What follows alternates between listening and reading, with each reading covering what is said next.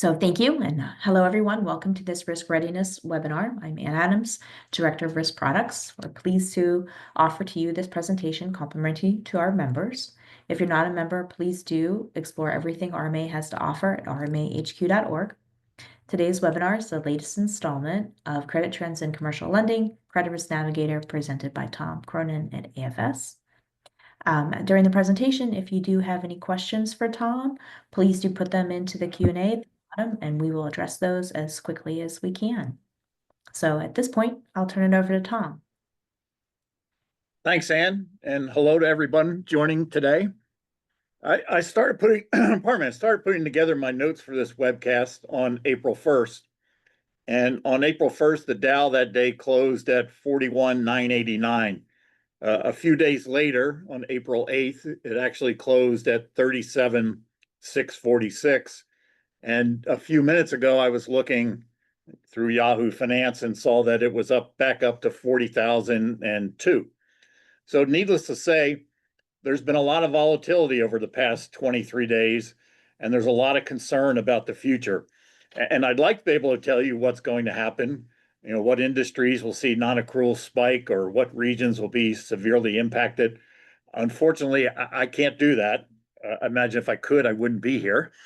But what I can do, and what I will do today, is tell you how the various industry sectors, property types, and regions fared in the first quarter of 2025 from a performance and credit quality standpoint. And we're seeing some pockets of softness, not a lot of widespread issues, but a couple of pockets here and there. Today, we're going to take two looks at each industry, region, and property type using the performance and credit quality stats. First, we'll look to see where are you or where's the sector relative to the overall average as of March 2025. And secondly, we're going to look at what's changed since the end of 24. We'll be IDing what people have been calling emerging risks. I'm also going to show you today the initial results of our new tool, the Risk Migration Report. This Risk Migration Report will be the fourth web page on our dashboard and dramatically enhances our credit quality analytics, as you'll see in a few moments. The launch date for this is June 30th of this year, so there's still time for banks to join CRN and take advantage of this offering. If you're interested, just let either Ann or myself know. And as always, the analysis and conclusions that you'll hear today are my own and are not intended to be investment advice. Source of our data today, as always, is the RMA Credit Risk Navigator, powered by AFS. This is the oldest commercial loan benchmarking service in the United States. I put a couple of glossary items, if you would. I know I speak to these. If you've been with us before, I speak to these throughout the webcast, but I thought it'd be useful to have them in here so you know once you pick up the document, you can go back and refer to it. So it's just some definitions on CRE and CNI, what we mean by outstanding balance, non-performing, and then distress, which is something that we've created. So let's get moving. So here we'll start with CNI, and just very quickly, these are business purpose loans, usually to private or public companies with annual sales north of $1 million. And most of these are manually underwritten and assigned a risk rating, and owner-occupied real estate loans are in this portfolio. So here we have our three primary performance measures. The short-term past dues are in the green, medium past dues, pardon me, in the blue, and then non-performing in the red. And non-performing is 90 days past due plus anything on non-accrual. And I think you can derive a couple of conclusions from what we see here, depending upon your point of view. And I'm really focusing on non-performing. We'll touch on short-term in a second, short-term past dues. But if you look at the red line, if you look over the short term, so say the past 12 months, you could conclude that CNI performance is basically stable, has been stable over the last year. You go a little further back, say to 2023, you could conclude that the performance is declining a little bit, getting worse. So the line is increasing. You go even further back to 2008, 2009, 10 range, you'd probably say that now we are seeing slightly elevated levels, but these levels are nowhere near what we saw during the recession or at the onset of the pandemic. So again, it really depends upon your view, but on the next couple of pages, we'll take a look at the percent non-performing and see what sectors are definitely not doing well and what sectors are showing signs of emerging risk. A quick comment though, before I get going on the non-performing on the short-term past dues. As you can see here by the green line, volatility is the key word for loans 30 to 59 days behind in payments. And since the service began in 2003, delinquencies tend to be up 1 month, down the next, rinse and repeat, if you would. You could say that the only thing that's constant about short-term past dues, pardon me, is the volatility. But since peaking at 1.33% almost 5 years back, just as we got into COVID, the CRN 30 to 59 days past due level has gradually improved. Pardon me. The March 2025 level is now 0.23%, and we're getting close again to what we saw coming out of the recession, to service lows. And we've been below 0.5% for the last 2 years now, with the exception of just 3 months. So I think the delinquency numbers here are really becoming a non-factor, and that's why we'll focus on the non-performing. Here's the chart for non-performing by industry. There's a column for each two-digit NAICS code, that's the red. The horizontal line is the overall market average for all industries. So any column that is above the horizontal line is performing worse than average. And you probably heard me call this chart before the above the line chart. And a few observations. And I want to make sure that I tell you where there are pockets, whether it's a singular event or more widespread. And the first one is a good example of a pocket. 11 ag that you see on the left-hand side is almost 3.5% non-performing. That is almost primarily due to a very large single loan in California to a tree nut farmer. If you've been with us before, you've heard me say that. Coming toward the right, you see all three manufacturing segments are now above average. Recently, the 5th District Survey of Manufacturing Activity Index by the Richmond Fed came out, and it was -13 for April. It had been -5 for March, and below zero means the respondents are seeing more decreases in activity versus increases. So a combination of weak demand and lower productivity there is causing problems for manufacturing. 45 retail continuing to march over towards the right side. Specifically within retail, we're seeing issues with pharmacies and then electronic shopping. 51 information is a little bit above average. Within there, it's motion picture and telecom industries. And then 56 management, we're seeing problems there with temporary help and security services, which are related to the problems with offices that we'll talk about later with CRE. So a couple of different areas here. Again, nothing really widespread, just sort of some pockets of problems. Let's move on now to our next chart with our new format in showing the changes. So what I've done here is we look at non-performing for each industry as of the year end 2024 minus the year end of the first quarter, so March 2025. So anything in the negative and in the red is bad. The black on the black backgrounds, you see the red and the green. So anything below the line is a negative result, a decline in performance. The green is a positive result and is an improvement in performance. And we've highlighted some of the biggest, or I'd like to highlight some of the biggest movers. First of all, improvements. You see agriculture improved, as did 56 admin, which we just talked about. Some of the bigger declines, 31 manufacturing, 45 retail, and within the retail, it's the pharmacies, and then 49 transportation, and that's the warehouses. We're going to talk about this again a little bit later on when we talk about industrial properties with CRE. Let's dig a little deeper into what's happening with 31 manufacturing, which is our industry in focus this month. CRN has the ability to look at performance all the way down to the 6-digit NAICS level.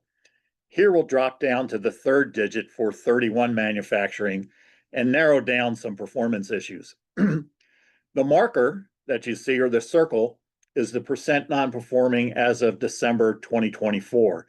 The column is the percent non-performing as of March 2025. And if the top of the column is above the marker, that signifies an increase in the percent non-performing. If it's within or below, then the performance has actually improved. So there's a couple of the segments here that as of March 2025 have very little in the way of non-performing, namely the textile, the 2 textile relateds, and the leather and allied manufacturing. Apparel manufacturing, 315, is close to 1.4, but it didn't move much this quarter. And most of the difficulties that we're seeing there are related to loans in the state of South Carolina. But if you look over to the left, you see food manufacturing and 312 beverage and tobacco manufacturing. Both of those were just a little shy of 1.5% in December. 311 is now above 2%. And most of that increase is associated with frozen food production in the state of Minnesota. 312, on the other hand, soared past the 1.5 marker, and it's almost at 4.5% now. If you go even lower within 312, we see significant increases in non-performing levels for soft drinks, pardon me, primarily in the state of Kentucky, and then also distilleries, also in Kentucky, but also in New York. So a little bit more widespread with distilleries. Here we had the percent non-performing based on the location of the borrower. And CNI, just a note, when we say geography, we mean the location of the borrower, not the bank. So for instance, if you have a loan to FedEx, this would say Tennessee, not wherever your bank is. And borrowers in the West are performing the worst. And within the West, we're seeing issues with, as I mentioned before, the tree nut farm, so agriculture, and then also solar power, 22 utilities, solar power. And I think the question here for the solar power is, what will the tariff increases do here if they're already bad? I saw in the journal that I guess for the majority of the panels come from Cambodia, Thailand, Vietnam, and Malaysia. And the proposed tariffs there are about 3,000%. So you would expect solar panels to be more expensive, and perhaps the issues of solar panels would continue. In the South, there is some weakness, and it's primarily due to problems with doctor's offices, and then continuing care retirement facilities, which have been under stress for quite some period of time. Obviously, they were severely impacted by COVID, but even before COVID, we were starting to see some stress in that area as people were more likely to try to stay at home or do adult daycare. But that we're continuing to see issues with retirement facilities. And then here's our look at the change, the performance by region.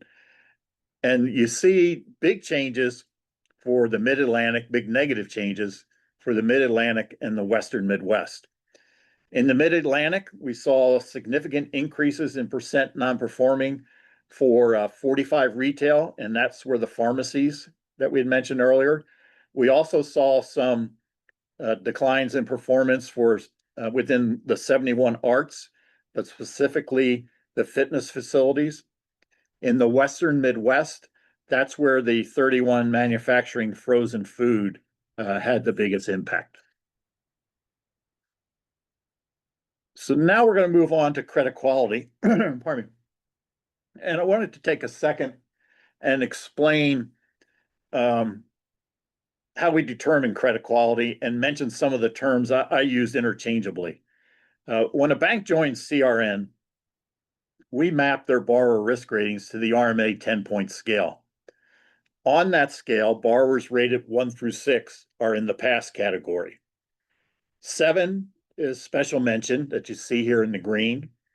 8 is substandard in the yellow. 9 is doubtful in the red, and 10 is loss in the purple. And 7 through 10 are what regulators would call criticized. These ratings are in essence a prediction of how a borrower will perform, or what is the outlook that it will meet its financial obligations. And with this chart, we have combined the loan balances from borrowers risk-rated low pass, or 6, with the balances from borrowers risk-rated criticized, 7 through 10. And we call this measure distressed loans. And we believe that this grouping better represents those borrowers that are more at risk in uncertain economic terms. Once again, I think the interpretation of this chart depends upon your viewpoint, your timing. If you look from January 23rd on, when we had hit a service low of 17.9% in January 23, that's even lower than what we experienced in 06 and 07. From that point on, inflationary pressures began to take a toll on credit quality. By March 2024, the overall percent distressed had increased to just over 26%.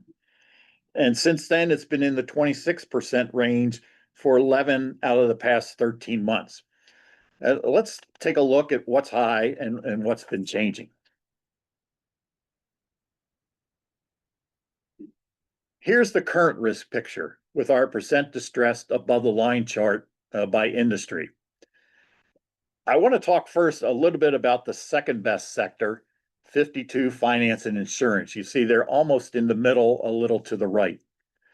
Most of this is to credit intermediation loans, and that is middlemen between the borrowers and the lenders. And then investment funds, private equity and private debt funds. This has become the largest single industry within CRN, growing by 150% since 2008. And most of these funds lend to borrowers with average or below average credit. And for a while, we've been anticipating at least a small performance decline here. But so far, this credit quality is held up. But we'll continue to take a look at this going forward. It's just really amazing if you consider the customers that this industry has, that they're well below even the average. Let's look at some sectors with a poorer forecast. First of all, 31 manufacturing again. Food and soft drink is showing bad numbers there. 45 retail, and the sector there, the subsector is gas stations. And then coming over to the right, an industry, 72, food and accommodation and food. Within that, it's the limited service restaurants. We've talked about this a little bit when COVID first hit, and then there's been some discussion again about this. Lately, we saw that Red Robin is going to close 70 stores. Denny's is anticipating to close 70 to 90 stores in 2025. And Wendy's had already closed almost 300 stores last year. And then this morning in Yahoo Finance, I saw Chipotle reported a first quarter where the same source sales were down. And that's the first time that's happened since 2020. So it looks like these fast casual restaurants are being the victim of inflation weary consumers. So something to keep a look at. Here's the change in distressed. Again, the green would be industries that improved, the credit quality improved. Red would be industries where the credit quality declined. You see a big improvement for 49 and 51 51 information. And that's due, 51 information is due to slight improvements for motion picture and telecom, which we had mentioned earlier as being one of the industries that had issues with non-performing. 11 ag had a big decline, and that decrease is not related to our tree nut farmer. This percent distressed is for corn growers, and that's more than doubled in the first quarter from 17.5 to 42%. And the question I had is, I wonder if this is drought related because it's mainly located in two states in the Midwest, Illinois and Iowa. And I meant to look to see what the drought conditions were there. I'll do that. And if anybody wants to know, I can get back to them. The other industry where we saw a fairly substantial increase was in 55 management. But when we look at that, what really happened there wasn't so much a change, it was just, or an addition, it was that a lot of the better rated loans had run off.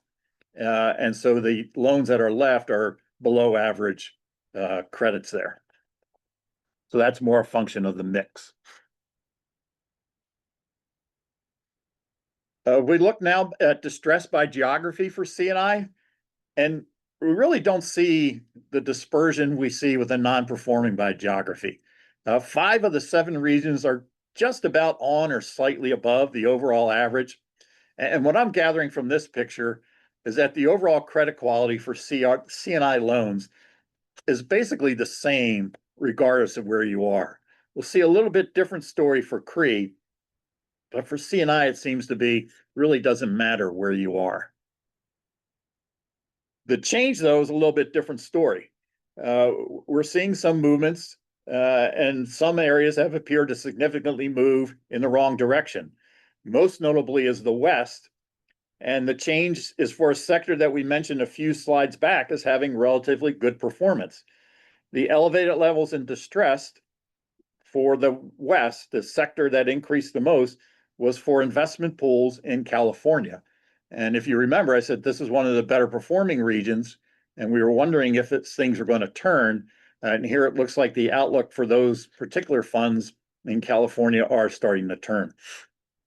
You also see some slight increases for a number of sectors in the South.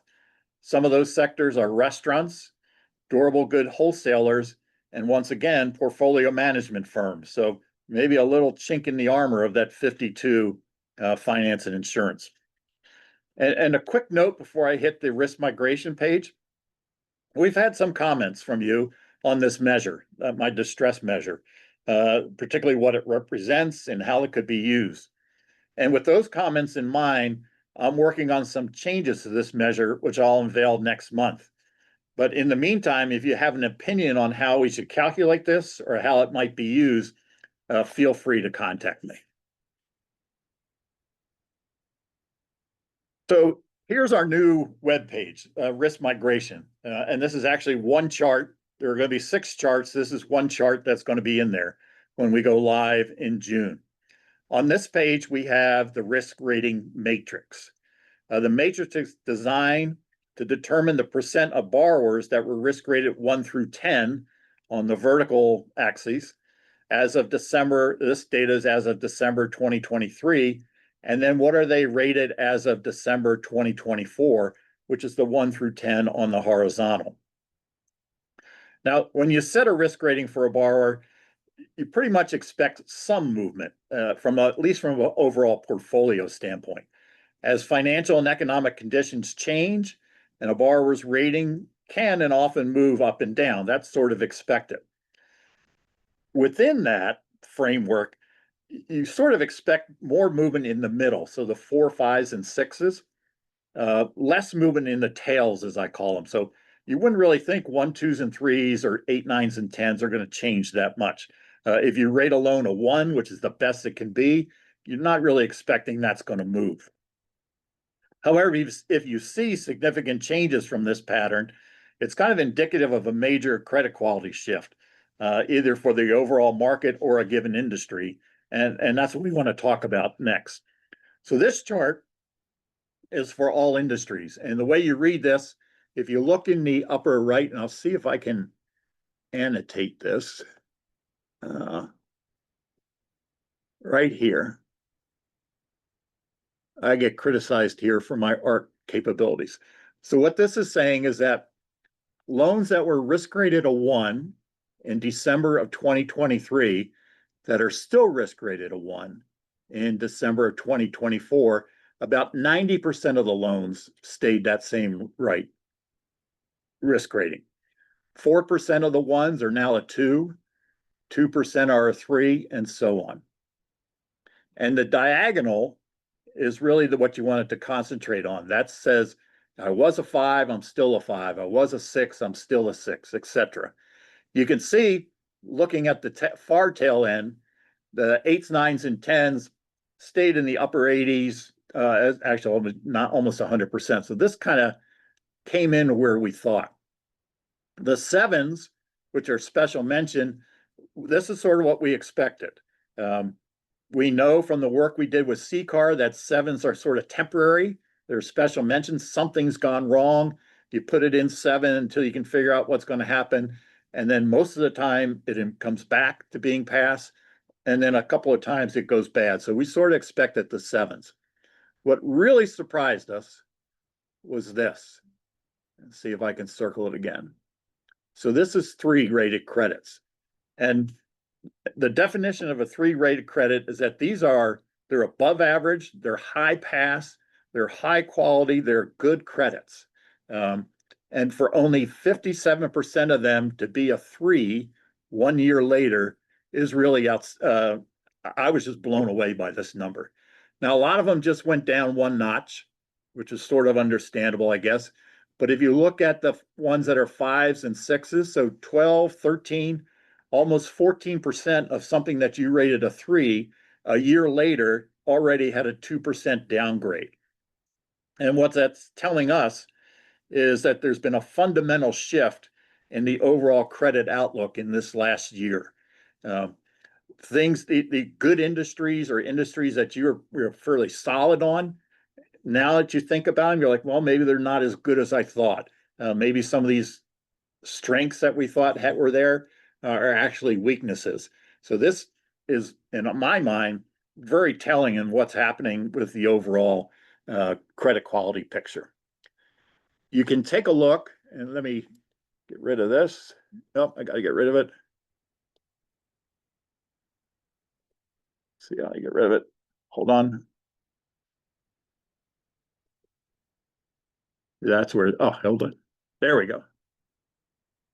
Okay. That's why they don't let me draw. So here's an example of an industry where this is NAICS 51 information, where the risk rating are relatively consistent, and it shows you what we expect. So that 1-to-1 is 90%. The 3s are in the 70s. So again, maybe a little bit more downgrade than you'd expect, but at least it's okay. The 7s, about 66% of them stayed 7. Only a few, 15% went to 8, and 18% came back good. So this is sort of what you'd expect as a stable industry. And then here's an example of an industry where ratings moved much more than normal. And again, I apologize for these. Sorry, Chris, here, let me go back. Those circles, I'm going to leave them there for a second. This is 44 retail trade, which is automobile dealers and auto parts. And luckily the circle came right on the spot where I want it. So 14% of the automobile dealers that were risk rated a 1 in December of 23 are still risk rated a 1 a year later. 28% of those got downgraded a notch. 14%, so I'm coming over towards the right, got downgraded 2 notches, and another 28% got downgraded 3 notches. And actually another one went from a 1 all the way to an 8, which is substandard in a period of a year. So you see a lot of volatility here. Even you look at the 2s, only 37% stayed 2, 37% stayed 3. So a lot of volatility in this industry. And that's what we think this performance or this transition matrix in the risk migration data is going to be able to show you kind of drastic shifts that are happening in the industry. Now move on to the performance quality measure. And I mentioned before that we're going to bring this out every quarter. This is basically the combination of delinquencies, non-accruals, and special mention loans with a little bit of discount on the short-term delinquencies. And what this is showing from a trend standpoint is that the overall direction, the combination of performance and quality, is not positive. It's not drastic. We're not seeing drastic changes, but we are seeing a shift in the wrong direction for CNI loans. All right. So I'll move on to CRE, and if you know how I get rid of these.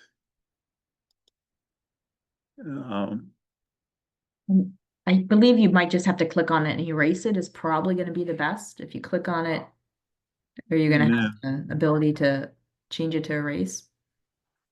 You see the erase? Oh, here, is that Down the it. erase? Well, yeah. Oh, there we go.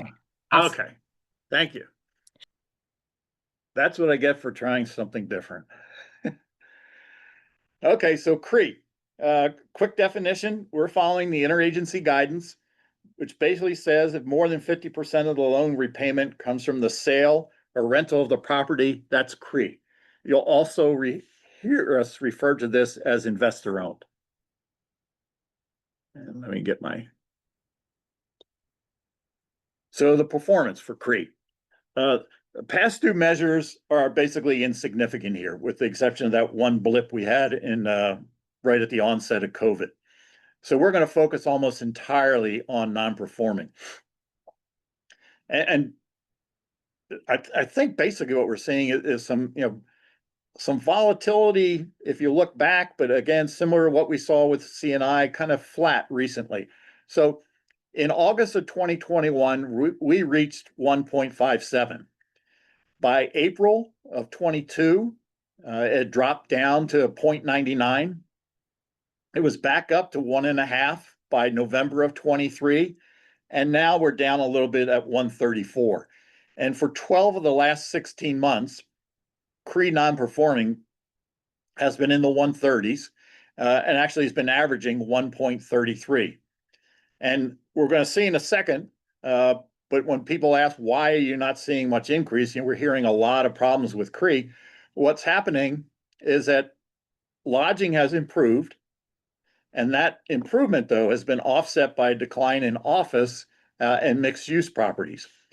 We're also knowledgeable of, although we don't know to the extent, of what you'll hear in the industry called extend and pretend, where banks are changing the rates or changing the terms, doing things to keep loans off non-accrual.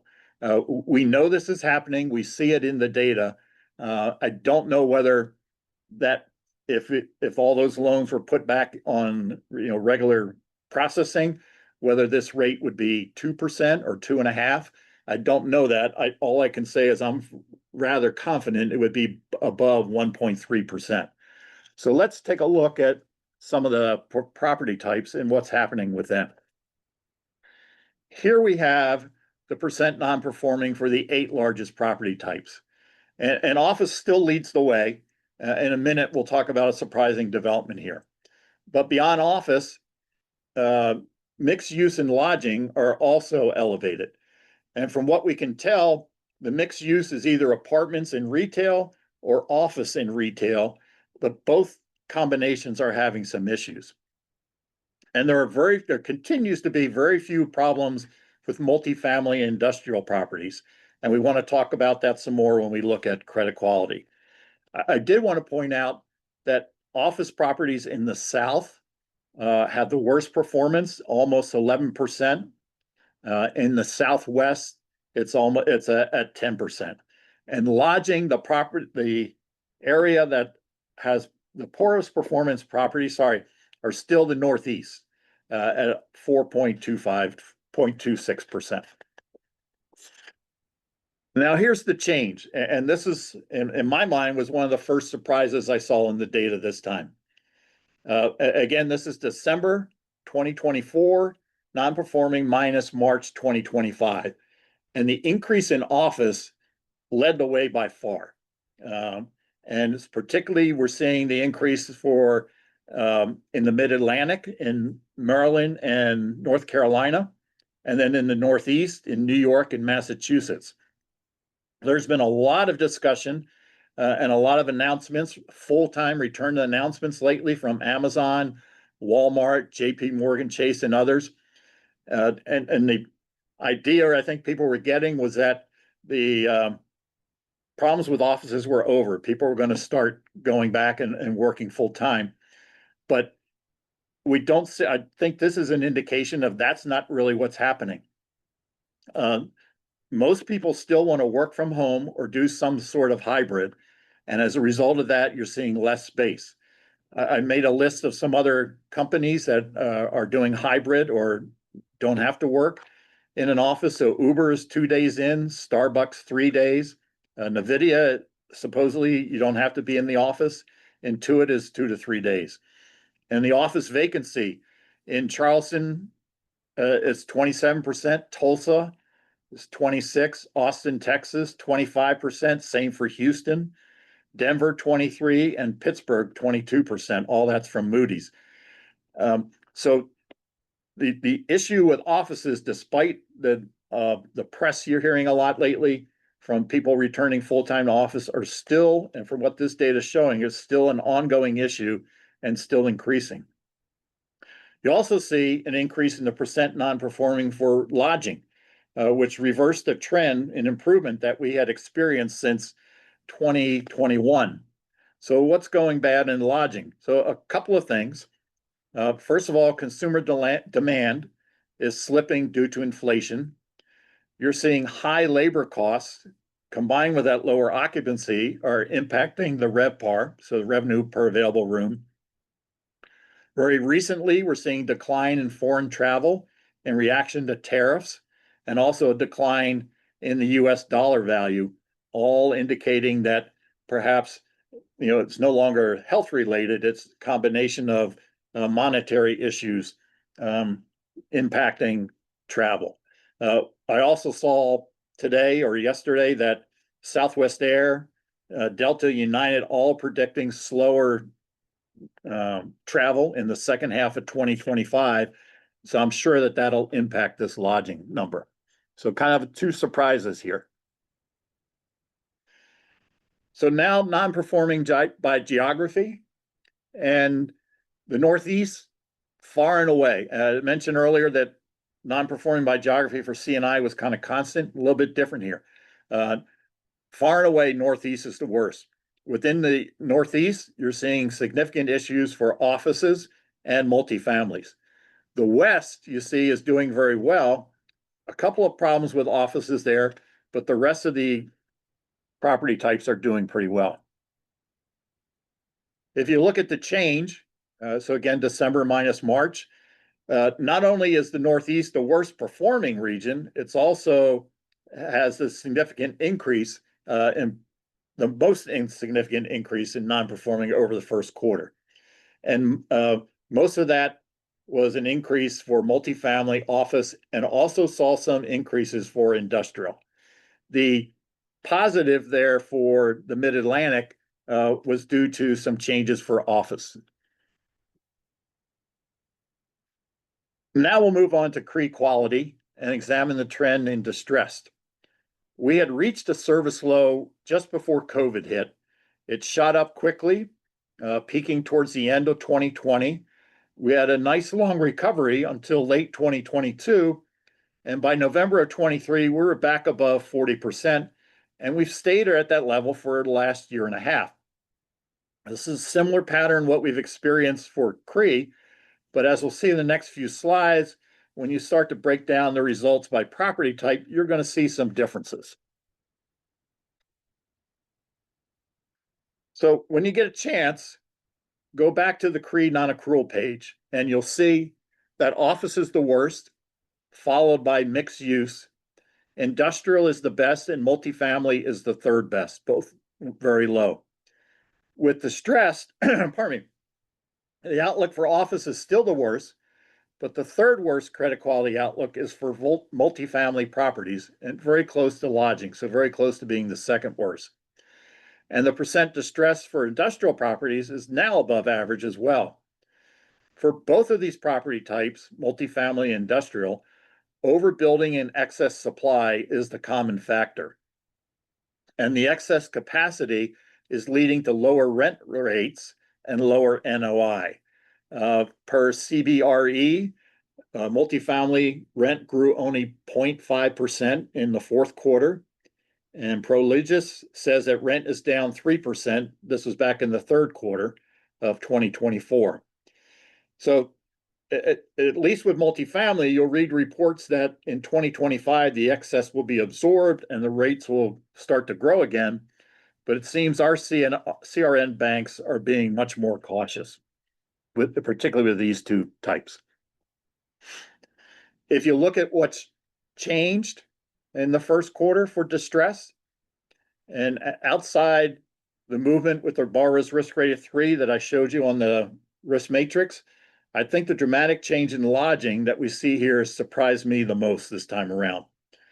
While the performance level is still above average, lodging properties had posted an overwhelming recovery. So in June of 21, non-accrual for lodging was at 9.4%. In March of 25, it's at 1.6%. But as we mentioned just a little while ago, appears a combination of several factors have led to a significant downgrade in the credit quality outlook for hotels. That being inflation, some economic uncertainty. The other thing I've heard is that the cost of making some technology upgrades is straining some of the properties. So let's wrap up with a glance at the percent distress by regions for CRE loans. This looks similar to what we saw for CNI distress by that region, and that the regions are all relatively close here. They're within 36 to 45%. What I found was interesting is that the best performing region has the worst credit quality, which is the West. And within the West, we're seeing elevated levels of distress rated balances. And again, if you think of distress as the outlook, so you're seeing elevated levels of the outlook for multifamily, industrial, and offices. Then from a change standpoint, what's changed? You see the huge change there for the Western Midwest. And I'd suggest that we really don't pay much attention to that. The balances there are very small when compared to the other regions. And so small dollar changes mean a large percentage changes. I'd rather focus on the decline for the Mid-Atlantic, where the distress jumped almost 200 basis points. We found an improvement in lodging within the Mid-Atlantic, but then we see little deterioration in all the other property types, and then a large deterioration in retail within the Mid-Atlantic, which I believe is the first time we've mentioned retail this month, with the exception of 45 in the CNI side. But this is the first time I've seen any stress related for commercial real estate retail. All right, that's it. So I want to thank you for attending.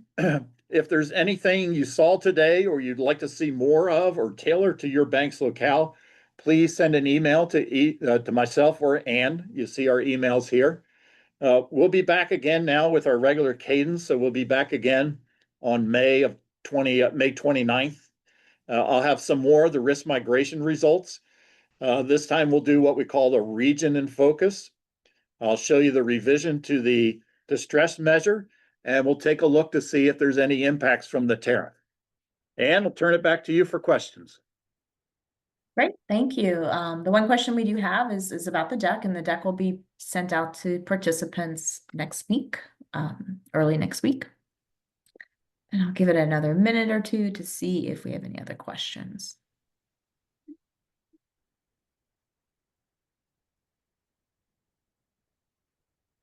I'm not seeing any other questions. Thank you, Tom. As always, very informative and interesting, especially in these times where everything is changing in the moment. It'll be an interesting period. For sure. Thank you, everyone. So this will conclude the webcast. Please do complete the survey after. We always appreciate your feedback. Thank you and have a great day. Thank you.